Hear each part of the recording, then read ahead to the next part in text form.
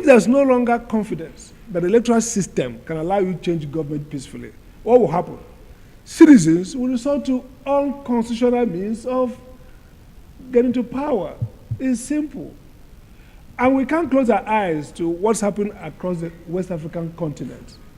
That we are surrounded by countries that failed to have free and fair election, and the result was military rule. That's a fact. Hey everyone, and welcome back. Today we're going deep on democracy, specifically some concerns about democracy in Nigeria. This whole deep dive is based on one source. It's a YouTube video called "You Are Not Just Corrupt, You Are Incompetent." Prof. Sam Amadi says Nigeria at the verge of collapse.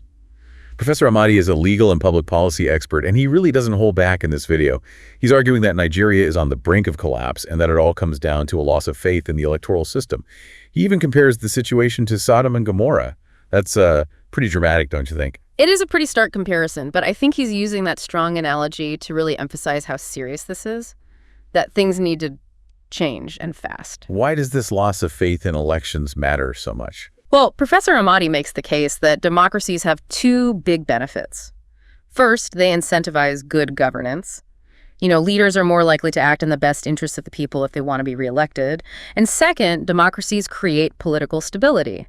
Because if people believe they can rob out change through voting, they're less likely to resort to violence or other undemocratic means. So a healthy democracy encourages peaceful transitions of power based on what the people want. Exactly. It's pretty straightforward. Right. But the problem, as Professor Amadi sees it, is that these benefits completely fall apart when people stop believing that their vote actually matters. And actually, he makes some unsettling comparisons to what's been happening in other West African countries, like Burkina Faso, Niger, Mali, and Guinea. What happened there? Each of those countries had flawed elections that ultimately led to military coups. So that regional context makes Professor Amadi's concerns even more urgent. It's a reminder that democracy is fragile. Yeah, it's a real reminder that this could happen anywhere. It's not just something we read about in history books. So this leads us to another point Professor Amadi brings up: the role of the judiciary in resolving election disputes. Yes, and he's very critical of how things have been handled so far. He's particularly concerned about three main issues, starting with judicial corruption. Oh yeah, we hear a lot about that. But this is the deep dive, so let's go a little deeper. Why is corruption especially problematic when it comes to election disputes? Well, think about it. If judges can be bribed or influenced, it undermines the whole idea of a fair election. Someone could literally buy their way into power regardless of who actually got the votes. Right. That makes sense. So what are the other two areas of concern when it comes to the judiciary? Okay, so Professor Amadi talks about these misaligned procedures. Basically, what he means is that the rules for dealing with election petitions don't line up with the Evidence Act. And to understand why this is a problem, you need to know that the Evidence Act sets the rules for what kind of evidence is allowed in court. It's like a rule book to make sure that only reliable and relevant evidence is used in making decisions. Okay, so I see where this is going. So what happens when these rules clash? It creates this situation where evidence that might be perfectly fine under the Evidence Act gets thrown out in an election dispute. Professor Amadi actually gives an example of a court rejecting evidence that it had previously ordered. It's like the legal system is working against itself, making it really hard to fairly resolve these disputes. That sounds incredibly frustrating. You follow all the rules, you gather the evidence, and then it just gets tossed out on a technicality. So what's Professor Amadi's third concern? He says that there's a lack of clear guidance for judges when it comes to dealing with these disputes. He's basically saying that judges need more direction on how to prioritize the credibility of voters. He even calls some of the judicial rulings fanciful sorcery, which I thought was funny. Fanciful sorcery. Yeah. That's a good one. What I find interesting is that Professor Amadi isn't necessarily saying these judges are intentionally corrupt or that they're trying to rig the system. He's saying that they're getting bogged down in legal technicalities and forgetting what really matters, the will of the voters. Right. He's calling for a more common sense approach, where the focus is on determining who actually won the election based on the votes, not getting lost in legal minutia. So we've talked about this loss of faith in elections and the problems with the judiciary. Where does Professor Amadi go from there? Well, he turns his attention to INS, the Independent National Electoral Commission. And Honestly, you can almost hear the frustration in his voice. He's especially perplexed by how they've dealt with the IRV system, which stands for Real-Time Election Results Capture System. IREV. I've heard of that. That's supposed to provide real-time election results, right? Kind of like what they have in India and the United States. Exactly. It's designed to make the whole process more transparent and faster. But Professor Amadi's point is, what's the point of having this technology if you're not going to use it properly? He says that they're still relying on manually collected results, which are known for errors and potential manipulation. So he's saying that Nigeria has a system that could make elections more trustworthy, but they're not using it. Basically, yeah. It's like they're intentionally sticking with a system that's more open to rigging. And that brings us to another area where Professor Amadi doesn't hold back at all: campaign financing. Ah, yes. Campaign financing. Always a touchy subject. What does Professor Amadi have to say about it? He's deeply frustrated with the lack of transparency and the lack of enforcement when it comes to campaign financing. He points out that Nigeria's Electoral Act actually has rules about this, like prohibiting illegal funds and setting limits on how much can be spent. But INTs isn't doing much to enforce those rules. It's almost as if they're just words on paper. So we don't really know who's funding these elections or what they're getting in return. It's all very murky. And this is where he compares it to the system in the U.S. where candidates have to give detailed financial reports. He's not saying the U.S. system is perfect, but at least it's more transparent, which Nigeria definitely lacks. It makes you wonder who's bankrolling these campaigns and what are they getting out of it? It's like this black box where we don't see how decisions are really being made. Yeah. Professor Amadi really goes after INTs here. He doesn't just accuse them of being corrupt. He also calls them incompetent. Yeah, and that's an important difference.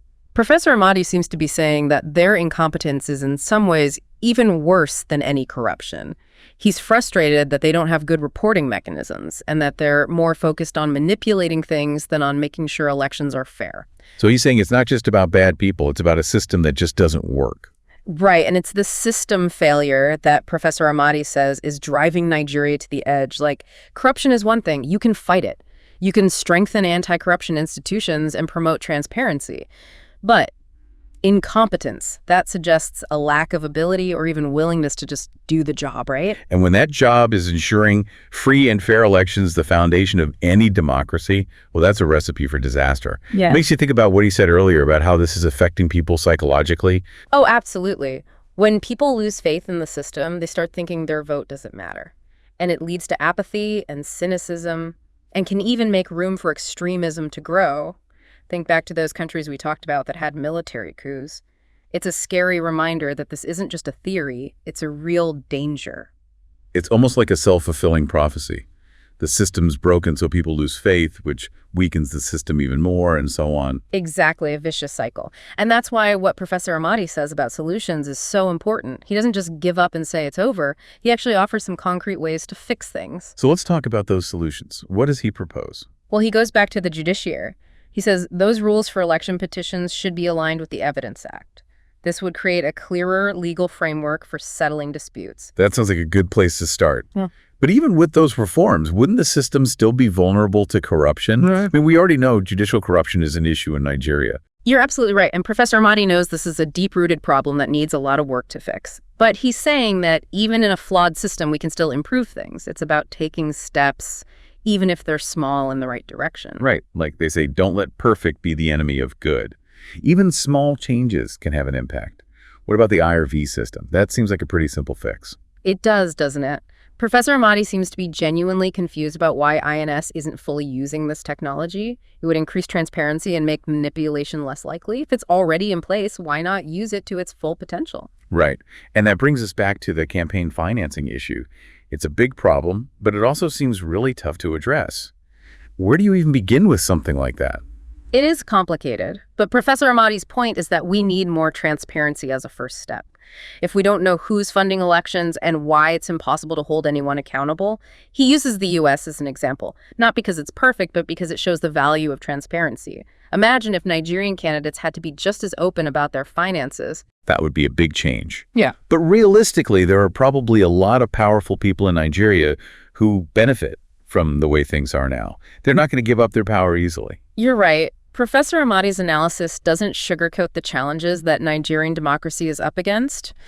But even with all that, there's a little bit of hope. He's reminding us that change is possible. But it needs everyone to work together. It needs citizens to participate, to demand better from their leaders, and to hold them accountable. So it's not just about fixing the system from the top down. It's also about citizens pushing for change from the bottom up. Exactly. And that's where I think this deep dive gets really interesting for our listeners.